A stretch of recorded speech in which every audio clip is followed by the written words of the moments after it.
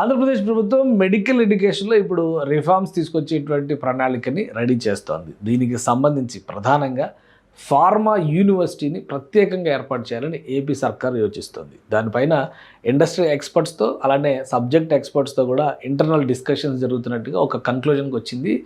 ఆంధ్రప్రదేశ్లోనే కాదు దేశంలోనే మొదటి మెడికల్ యూనివర్సిటీని స్థాపించిన ఘనత కంబైన్డ్ ఆంధ్రప్రదేశ్లో అప్పటి ఎన్టీఆర్ ప్రభుత్వానికి దక్కింది. ఇప్పుడు అదే తరహాలో మెడికల్ ఎడ్యుకేషన్ డిఫరెంట్ వింగ్స్గా మారుతున్నటువంటి తరుణంలో ఫార్మా ఎడ్యుకేషన్ కోసం ఒక ప్రత్యేక యూనివర్సిటీని ఆంధ్రప్రదేశ్ ప్రభుత్వం ప్రతిపాదిస్తుంది. అంటే స్టేట్ రిప్రజెంట్ చేసేటువంటి యూనివర్సిటీ అవుతుంది. దీన్ని యూజీసీ నుంచి సర్టిఫికేషన్ తెచ్చుకునేటువంటి అవకాశం ఉంది. ప్రొఫెషనల్ ఎడ్యుకేషన్ కాబట్టి దాని సంబంధిత ఇన్స్టిట్యూషన్స్ నుంచి కూడా సర్టిఫికేషన్ తెచ్చుకునేటువంటి అవకాశం ఉంటుంది. ఇప్పుడు దేశంలోనే ఫార్మా ఎడ్యుకేషన్ ఇప్పుడు ఉన్నటువంటి పరిస్థితుల్లో భారతదేశము ప్రపంచానికే ఫార్మా రంగానికి ఒక క్యాపిటల్గా మారుతున్నటువంటి తరుణంలో ఆ రంగాన్ని మరింత పెద్ద ఎత్తున ప్రోత్సహించాలంటే ఫార్మా యూనివర్సిటీ రావాలని ఏపీ సర్కార్ భావిస్తోంది. అలానే దీనిపైన కొన్ని డీటెయిల్స్ బయటకు వచ్చింది. ఒక 4 ప్రదేశాలని షార్ట్ లిస్ట్ చేసినట్టుగా తెలుస్తోంది. వాటికి సంబంధించిన వివరాలు కూడా మనం ఒకసారి చూద్దాం. Andhra Pradesh is planning to establish a dedicated pharmacy university. అంటే ఫార్మసీ అంటే తెలుసు, మెడిసిన్ అనగానే డాక్టర్స్కి సంబంధించినటువంటి అంశాలే ఎక్కువ ఉంటాయి. కానీ ఫార్మసీలో మెడికేషన్కి సంబంధించినటువంటి అంశాలు ఉంటాయి. అంటే చివరికి నర్సింగ్ ట్రైనింగ్ దగ్గర నుంచి కూడా చాలా అంశాలు ఇందులో వస్తాయి. వాటితో పాటు ఫార్మా, బయోటెక్, లైఫ్ సైన్సెస్ని ఇందులో ఇన్వాల్వ్ చేయాలని చెప్పని రాష్ట్ర ప్రభుత్వం భావిస్తుంది. ఈ మూడింటి కాంబినేషన్తో ఒక ఎకో స్ట్రక్చర్ని బిల్డ్ చేస్తే కనుక ఫార్మా రంగం, బయోటెక్నాలజీ అలానే లైఫ్ సైన్సెస్ రీసెర్చ్కి సంబంధించి పెద్ద ఎత్తున ప్రోత్సాహకాలు ఇచ్చేటువంటి అవకాశం ఉంటుందని ఏపీ సర్కార్ భావిస్తుంది. అందులో భాగంగానే ఒక యూనివర్సిటీని ప్రపోజ్ చేస్తున్నారు. త్వరలో దీనిపైన స్పష్టత వచ్చేటువంటి అవకాశం ఉంది.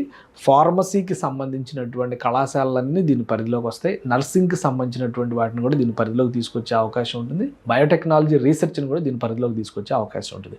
మెడికల్ ఎడ్యుకేషన్ కంప్లీట్గా డాక్టర్స్ని తయారు చేయడం పైన, దానికి సంబంధించినటువంటి వ్యవస్థలపైన ఫోకస్ చేసేటువంటి అవకాశం ఉంటుంది.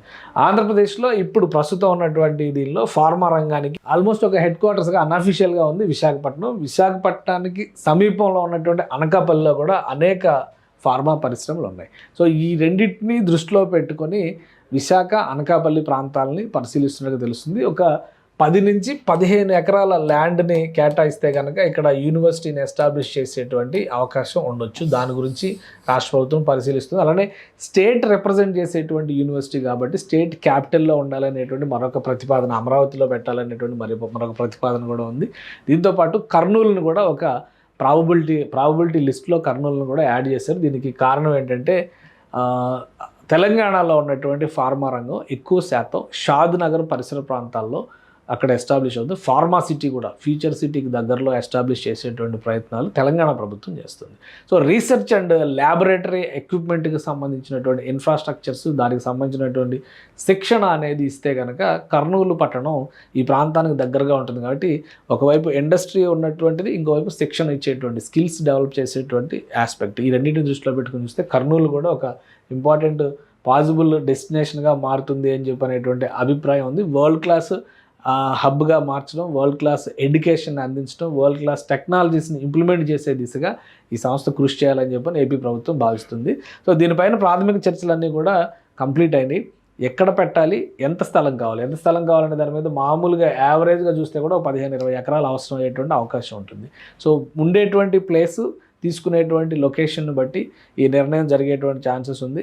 రాష్ట్ర ప్రభుత్వం అతి త్వరలోనే దీనిపైన ఒక నిర్ణయం తీసుకుని pharma university, Andhra Pradesh pharmacy university లేదా ఆంధ్రప్రదేశ్ ఫార్మా యూనివర్సిటీని అనౌన్స్ చేసేటువంటి అవకాశాలు కనిపిస్తున్నాయి. సో ఈ 4 ప్లేసెస్లో ఏ ప్లేస్ని ఎంచుకుంటారో, ఇండస్ట్రీకి దగ్గరగా ఉన్నదా, క్యాపిటల్ రీజియనా ఏంటనేది రాష్ట్ర ప్రభుత్వం డిసైడ్ చేస్తుంది. అతి త్వరలోనే దీనిపైన ఒక స్పష్టత వచ్చేటువంటి ఛాన్సెస్ ఉన్నాయి. కానీ మెడికల్ ఎడ్యుకేషన్ మాత్రం 2 విభాగాలుగా మార్చి డాక్టర్స్ని తయారు చేసేటువంటి వ్యవస్థలన్నీ ఒక విధంగా, ఫార్మసీ అండ్ రీసెర్చ్ రిలేటెడ్ వ్యవస్థలన్నీ కూడా ఫార్మసీ యూనివర్సిటీ పరిధిలోకి వచ్చే విధంగా రాష్ట్ర ప్రభుత్వం కసరత్తు చేస్తుంది.